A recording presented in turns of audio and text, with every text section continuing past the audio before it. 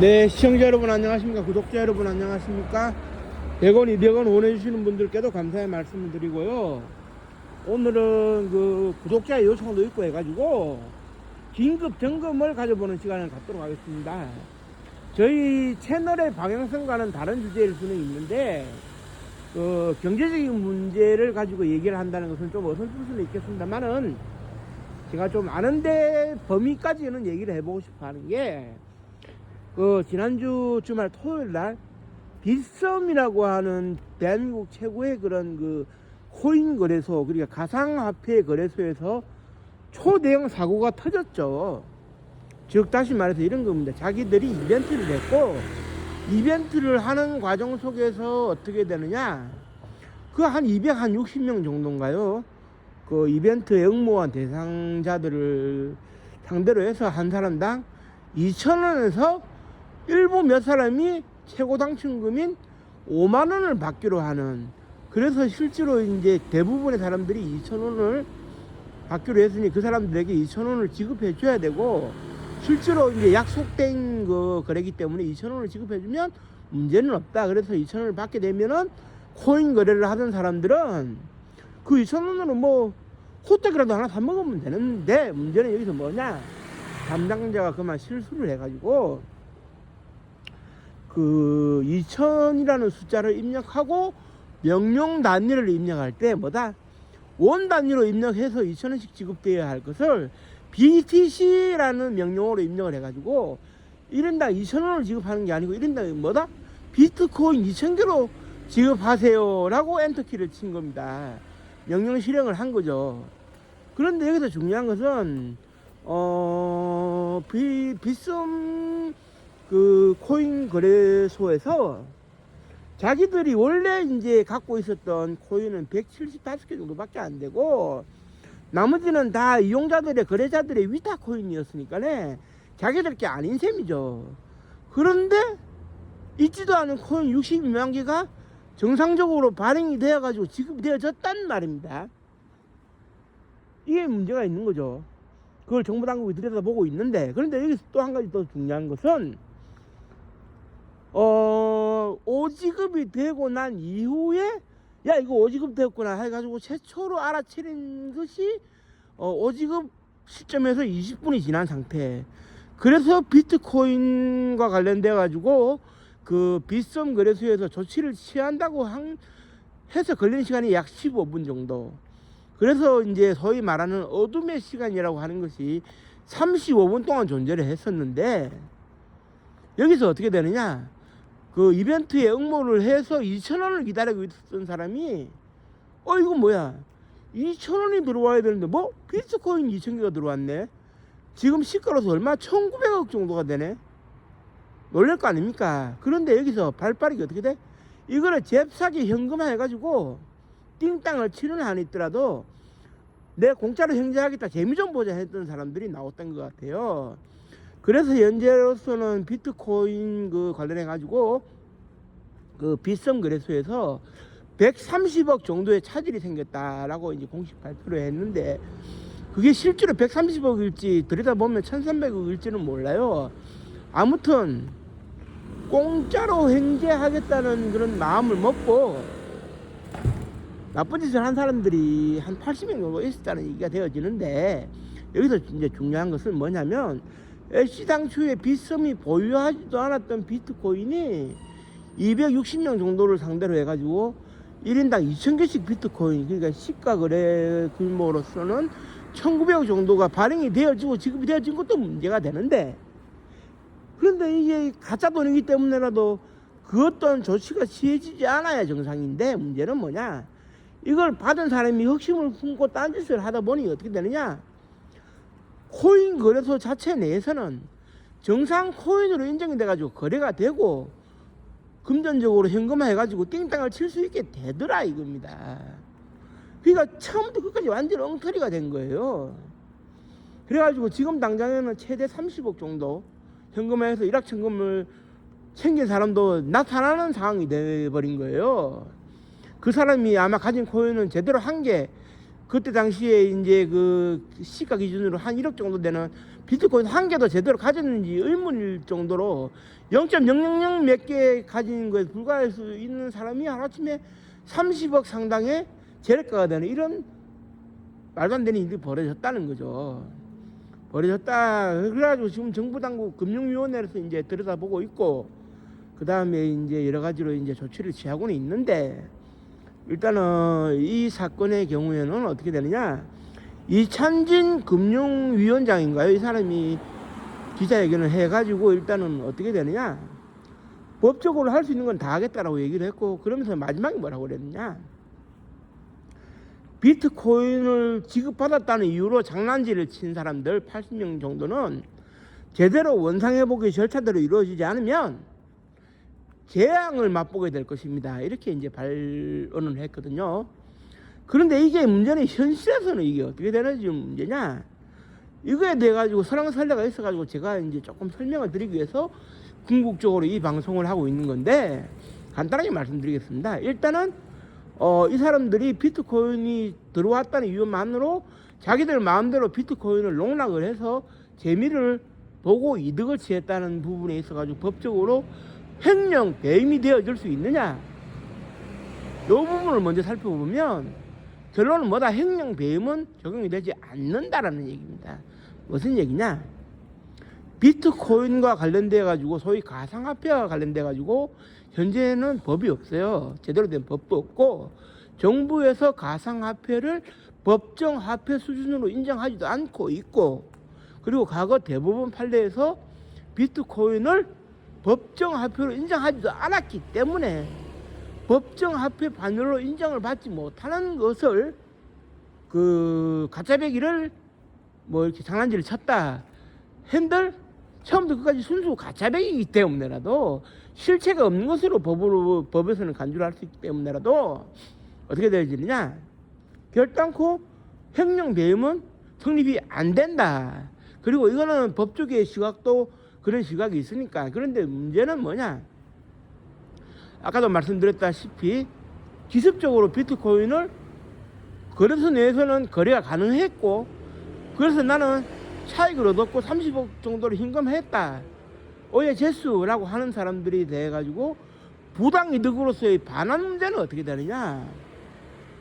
부당이득으로서의 반환 문제에 있어가지고는 뭐 어쨌든 부당이득으로서 반환은 되어져야 된다. 그리고 민사소송을 통해서 해결이 되어져야 된다. 이렇게 얘기가 되어지고 있는데, 저는 조금 다른 차원에서 이제 말씀을 드리고 싶네요. 일단은 가상화폐와 관련돼 가지고 제대로 된 법이 없어요. 적용할 수 있는 법은 현실적으로 없는 상태인데, 여기서 이제 어떤 문제가 이제 발생을 하느냐면은 2019년도 그 코로나 직전부터 해서 가상화폐 열기가 이제 끌어올란 건 사실이지만, 그때의 문재인 대통령, 그 다음에 윤석열 대통령, 지금의 이재명 대통령은 정부 정책, 경제 정책의 기조로서 뭐가 있느냐, 곧 죽어도 비트코인을 중심으로 한 가상화폐를 법정화폐 반열에 올려놓을 생각이 없다라는 입장이었어요. 그러니까 그 정권마다 관련법을 안 만들었던 거죠. 대통령의 그러한 그 뭐라고 그래야 되나, 정책 기조가 있는데, 그런데 지금 와가지고 관련법이 없다 이겁니다. 관련법이 없는 상태에서 결국 이번에 문제가 되고 있는 비트코인 같은 경우는 결국엔 어떻게 되겠습니까? 이게 우리가 이제 법적으로 재단할 수 있는 법정화폐의 반열에 오르지 못하고 이미 대부분에서 인정하지 않은 사례가 있다. 그러면은 어떤 그 재물이나 재화로 인정할 수 없는 거다, 이거죠. 그런데 문제는 뭐냐? 그럼에도 불구하고 말도 안 되게 1인당 2,000개씩 비트코인이 전송이 되어졌다는 점, 그리고 이게 시장 거래소에서는 내부적으로 팔렸다는 점, 일부는 최대 30%까지 현금화가 이루어졌다는 점, 이게 처음부터 끝까지 엉터리이긴 한데 법정 재화나 재물로 인정이 안 되면서도 실질적으로 현금화해서 30억을 손에 쥐게 된 사람은 있다. 요것을 어떻게 설명할 수 있느냐? 이것은 전례 없는 일이기 때문에 어쩌면 30억을 손에 쥔 장난질을 한 사람은 그냥 나는 꽁돈 만세 불렀네 할 수도 있다는 얘기입니다. 제가 볼 때는 관련법이 문제가 되기 때문에, 그리고 또 한 가지, 지금 뭐 이 사태가 벌어지니까 관련 법을 서둘러 제정을 해야 된다, 뭐 이런 얘기도 있습니다만은, 법은 제정되었다고 해가지고 소급 적용이 되는 건 아니거든요. 소급 적용이 될 것 같으면 고조선 시대에 말이지, 물물 경제하던 시절까지 다 거슬러 올라가야 되는데, 그건 말이 안 되는 것이고, 소급 적용이 안 될 수 있기 때문에 새로운 법이 제정됐다고 해서 민사소송에 영향을 미치는 건 아니거든요. 그럼 민사소송은 어떻게 되느냐? 법 체계가 완비되어 있지 않았던 시절의 기준으로 재판을 하기 때문에, 어쩌면 어떻게 되느냐? 실수를 해서 문제를 일으킨, 안 되는 일을 되게 만든 엉뚱한 주인공이죠.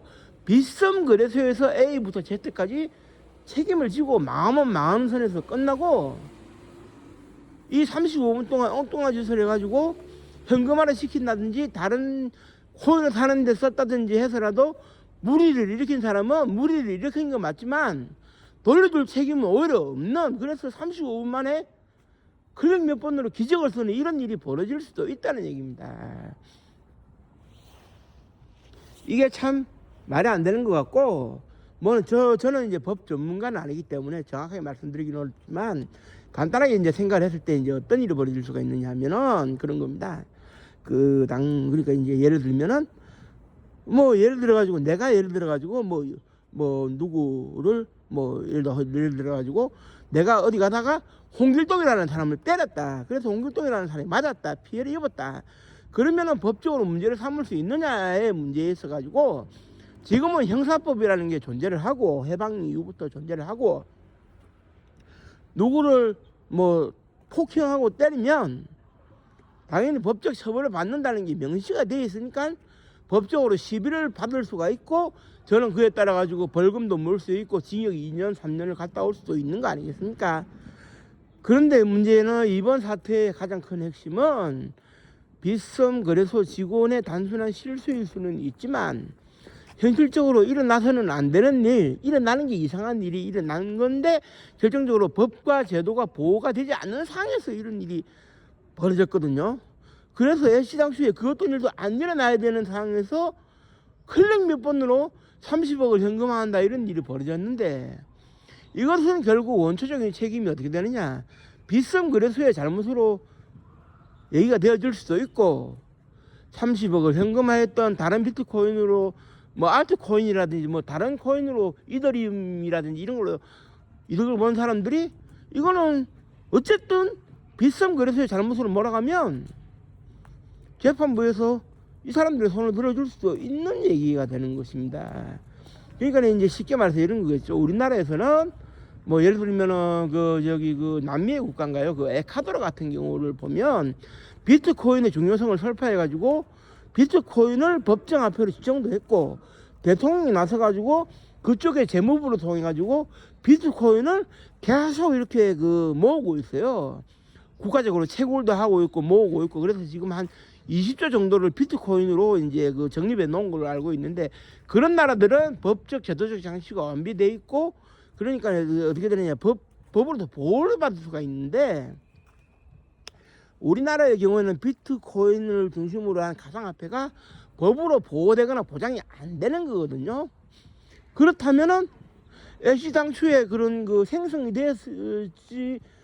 되어지지 말았어야 할 비트코인이 생성되어져 가지고 5성금으로 누군가가 재미를 봤다 하는 측면에서는, 애초에 생성이 되어지면 안 되는 비트코인을 생성한 그런 빗썸거래소에 전적인 100% A부터 Z까지의 책임이 있을 수 있다. 이렇게 되면은 엉뚱하게 행위하는 사람이 생길 수 있는 일방으로, 빗썸거래소에서는 이 사태로 손해를 본 사람이 발생한다면 그 손해까지도 물어줘야 되고, 그러니까 모든 책임 자체를 A부터 Z까지 빗썸거래소에서 다 덤피기를 써야 하는 일이 생길 수도 있다는 얘기입니다. 그래서 이제 우리나라의 이제 현 법적인 실태와 이 경제상황 모든 것을 되돌려 봤을 때, 결론적으로 말씀드릴 수 있는 것은, 이번 비트코인 5지급 사태의 경우에는 사실 해결할 수 있는 기준점이나 법적인 방안이 없어요. 사실 이걸 되돌릴 수 있는 뭔가가 없다 이겁니다. 그러면은 이제 결론적으로 이게 극단적으로 얘기를 해볼게요. 그날 그 거래가 기준으로 약 1,900억 정도가 260여 명에게 지급이 됐는데, 그 사람들이 이구동성으로 야 빨리 그래서 내서 팔자, 그래서 현금화해서 돈을 띵땅 치자 해가지고 1인당 1,900억 상당한 현금화해서 띵땅 치는 상황이 벌어졌어도 법으로 되돌릴 수 있는 방법이 없을 수도 있다는 얘기예요. 애시당초에 뭐라고 해야 될까, 이런 일이 벌어질 거를 가정을 해가지고 법을 만든다든지 보호장치를 만든다든지 제도적 장치를 만든다든지 하는 게 없었거든요. 그러면은 이런 일이 벌어졌을 때는 기준점, 처리할 수 있는 기준점이 없는데, 처리할 수 있는 기준점이 없는 상태에서 이걸 어떻게 돌리겠습니까? 그러니까 이제 법이 중요한 것이, 법과 원칙, 제도적 원칙이 있어야 그 나라가 공정하게 운영이 되는데, 이번 사건은 법적, 제도적 장치, 보안장치, 안전장치, 보호장치가 없는 상태에서 벌어진 일이기 때문에 이걸 어떻게 수습을 합니까? 빗썸 거래소가 모든 A부터 Z까지 책임을 지는 상황이 벌어질 수밖에 없는 거죠. 그러니까 이제 이런 말도 안 되는 상황을 통해서 이제 앞으로는 이런 일이 일어나지 않기를 바라는 마음에서라도 법과 제도적 장치가 완비되어야겠죠. 그건 정부와 국회가 할 일입니다. 그건 당연한 것이죠. 하지만 저는 이제 조금 다르게 생각하는 것이, 결론적으로 말씀드릴게요. 이번 빗썸 오지급 사태만큼은 법대로 뭐가 될 수 있는 상황은 아니다. 그래서 어떤 사람은 심하게 울지만 어떤 사람은 가만히 앉아서 웃는 사상 초유의 상황이 벌어져도 법이 개입을 못하는 상황이 벌어질 수 있다는 극단적인 상황에 대해서 저는 말씀을 드리는 겁니다. 즉 다시 말해가지고 빗썸 거래소부터 해서 이런 일이 벌어질 거라는 생각 자체를 안 했기 때문에 안전장치를 걸어놓지 않은 거였거든요. 그런데 이제 우리가 이제 통상적으로 이제 풍수에 같은 경우에 대비를 하면 막을 수 있지만, 대비를 안 한 상태에서는 피해를 입어도 할 말이 없잖아요. 그런 것과 같은 의미가 아닐까라는 극단적인 생각도 듭니다. 참 이 가상화폐의 세계라는 것이 이번 사태를 통해서 드러난 것이 결국 엄청난 무서움을 안고 있는, 하루아침에 있지도 않은 62조 원, 60조 원 규모가 현금으로 인정될 수 있는 이런 사태, 이거는 국가 경제 질서를 처음부터 끝까지 뒤흔드는 사태 아니겠습니까?